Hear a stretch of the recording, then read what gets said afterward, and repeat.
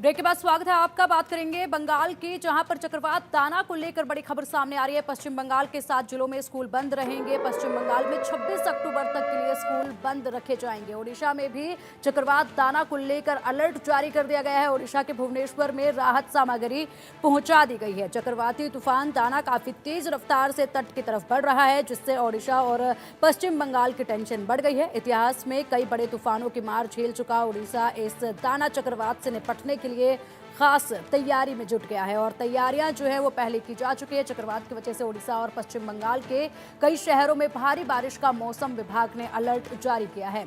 चक्रवात को लेकर केंद्र सरकार ने बंगाल और ओडिशा के अधिकारियों के साथ बैठक की, साथ ही सेना को भी अलर्ट किया गया है। मौसम विभाग के मुताबिक चक्रवाती तूफान की हवा की गति 100 से 120 किलोमीटर प्रति घंटे हो सकती है।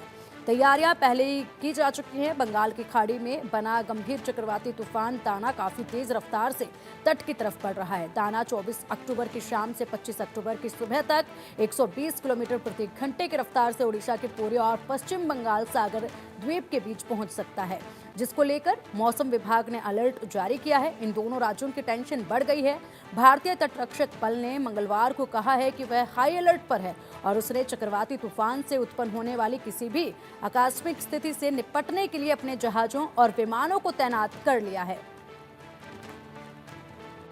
कल जो हमारा oil mark low pressure area था, आज सुबह डिप्रेशन में कंसंट्रेट हुआ है और इसका अभी अब लोकेशन जो है, इसका सेंटर पॉइंट का लोकेशन हमारा east central Bay of Bengal पर है। 750 kilometre south south east of Sagar Island. Sagar Island से 750 किलोमीटर दूर में इसका केंद्र है। इसका अभी जो फोरकास्ट हमारा है, इसका movement west north westward रहेगा और west west north westward रह करके कल सुबह तक ये साइक्लोनिक स्टॉर्म में इंटेंसिफिकेशन होने का चांसेस है। साइक्लोनिक स्टॉर्म कल बनने का चांसेस है। उसका बाद इसका मूवमेंट नॉर्थ वेस्ट वर्ड रहेगा और नॉर्थ वेस्ट वर्ड मूवमेंट होते हुए ये हमारा north west Bay of Bengal पर पहुंचेगा और सीवियर साइक्लोनिक स्टॉर्म भी होगा 24 तारीख सुबह। 24 तारीख सुबह का बाद फिर इसका फर्दर हमारा मूवमेंट नॉर्थ वेस्ट वर्ड ही रहेगा और नॉर्थ उड़ीसा हमारा वेस्ट बंगाल कोस्ट क्रॉस करने का चांसेस है 24 तारीख नाइट से हमारा 25 तारीख सुबह तक टाइम में।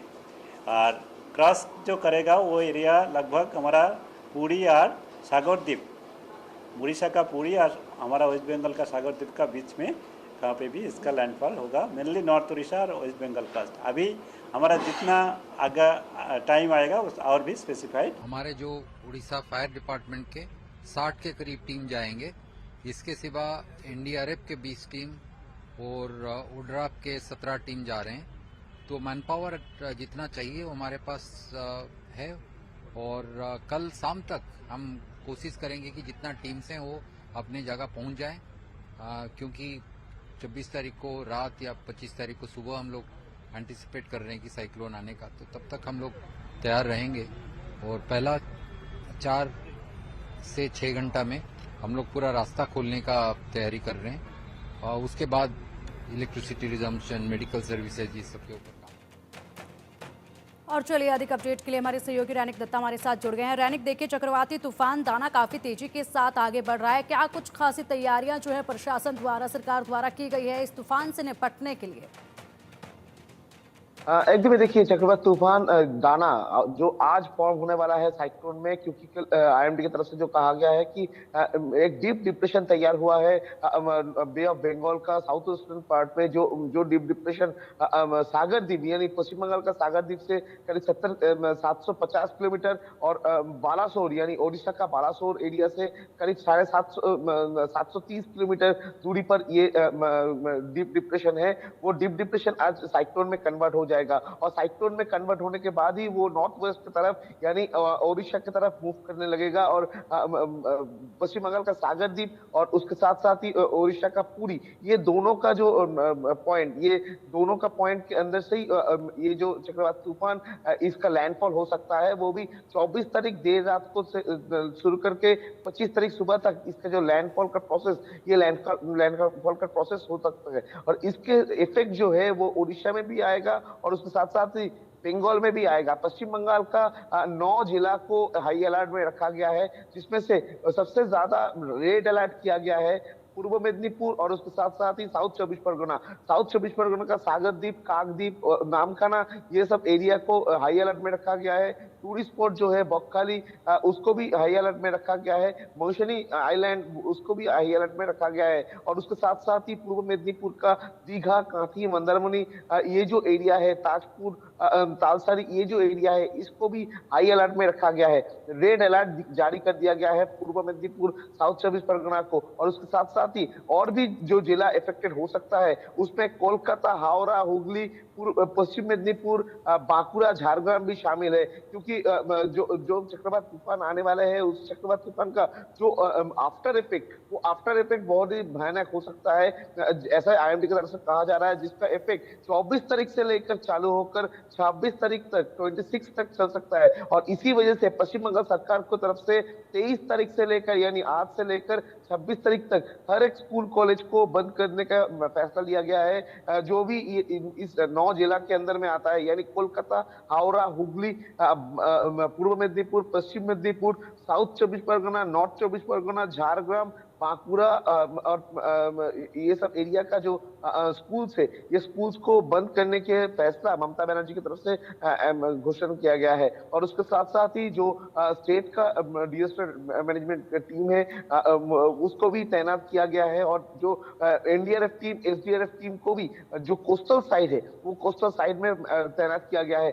14 के ऊपर जो एनडीआरएफ टीम वो वेस्ट बंगाल में पोस्टिंग रहेगा, ऐसा भी गवर्नमेंट की तरफ से खबर है। और उसके साथ साथ ही जो डीएमजी का टीम है उनको भी हाई अलर्ट में रखा गया है। जो इमरजेंसी सर्विसेज है उनको सब इमरजेंसी सर्विसेज जो भी इस 9 जिला के अंदर में आता है, सबका छुट्टी कैंसिल कर दिया गया है।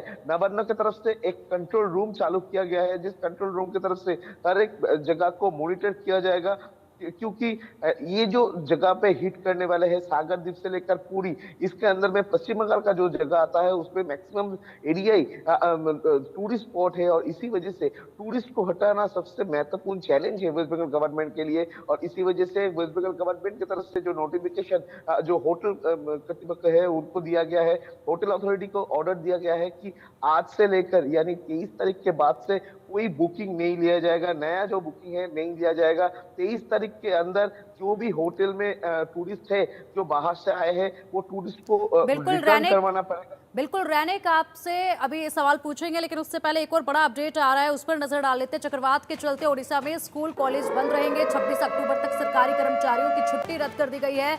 25 अक्टूबर तक भारी बारिश की आशंका जताई गई है, तो 25 अक्टूबर तक भारी बारिश हो सकती है। इसी के साथ स्कूल कॉलेज जो है वो बंद कर दिए गए हैं। सरकारी कर्मचारियों की छुट्टियां जो हैं वो रद्द कर दी गई हैं। रैनिक लगातार हमारे साथ जुड़े हैं। रैनिक, देखिए बड़े फैसले जो हैं वो ले लिए गए हैं, स्कूल कॉलेज बंद कर दिए गए हैं, सरकारी कर्मचारियों की छुट्टियां भी रद्द की गई हैं। 25 अक्टूबर तक भारी बरसात की संभावना जताई गई है। इसी के साथ साथ आश्रय केंद्र भी तैयार कर लिए गए हैं ओडिशा में।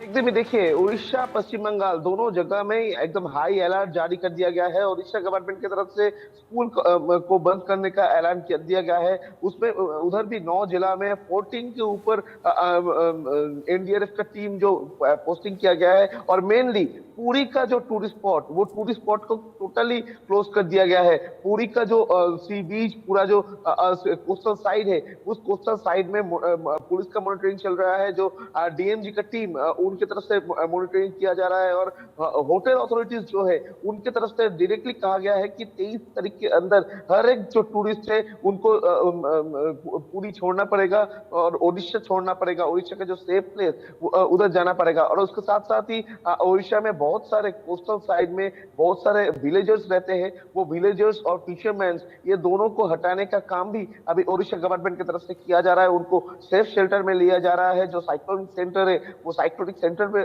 उनको ले जाया जा रहा है। और उसके साथ साथ ही ये भी दिखा जा रहा है कि जो भी फिशरमैन पानी के अंदर में था वो आज तक लौट के आ जाए, क्योंकि कल भी जैसे कि ओडिशा गवर्नमेंट की तरफ से बार बार से कोस्टल टीम की तरफ से माइकिंग किया जा रहा था, मैसेज भेजा जा रहा था कि जो भी पानी के अंदर में है वो पानी से अंदर आ जाए। और उसके साथ साथ ही कोई भी 26 तारीख सुबह तक कोई पानी के अंदर में ना जाए, और जो भी टूरिस्ट है उनको भी जो समुद्र तट उधर से हटाया जा रहा था उनको भी हटाने का काम गवर्नमेंट की तरफ से किया जा रहा है। इसी तरीके से पश्चिम बंगाल में भी एक ही हालात है। पश्चिम बंगाल का सरकार की तरफ से भी जो टूरिस्ट स्पॉट है बकखाली, मौसमी आइलैंड, दीघा, मंदारमनी, ताजपुर के जैसे जो कोस्टल साइड में टूरिस्ट स्पॉट है, उस टूरिस्ट स्पॉट का जो भी होटल अथॉरिटीज है उनको डायरेक्टली इंस्ट्रक्शन दिया गया है कि किसी भी तरीके से टूरिस्ट जो है वो उनको नहीं रहना चाहिए, क्योंकि जो इम्पैक्ट होने वाला है वो इम्पैक्ट